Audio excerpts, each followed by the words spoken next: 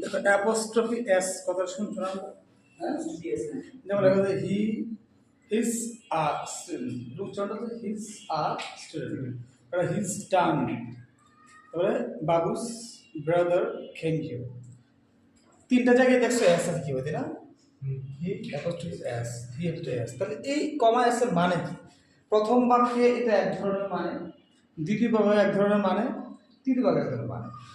তাহলে যেমন প্রথমটা হচ্ছে হিজ স্টুডেন্ট, তাই না? হিজ ছোটো ছোটো হিজ স্টুডেন্ট, হিজ মানে খুব দ্রুত বলতে গেলে এটা এভাবে হয় আর কি।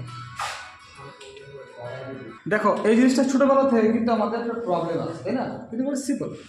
যখন ইংরেজিতে যখন আমরা ফ্লুয়েন্টলি কথা বলতে যাবো তখন এগুলো আমাদের লাগে, তাই না? His done this, his done this, his done this, his done this, he has done this, his done this, মানে এগুলা যখন ফ্লুয়েন্টলি বলতে যাবা হয়তো আরো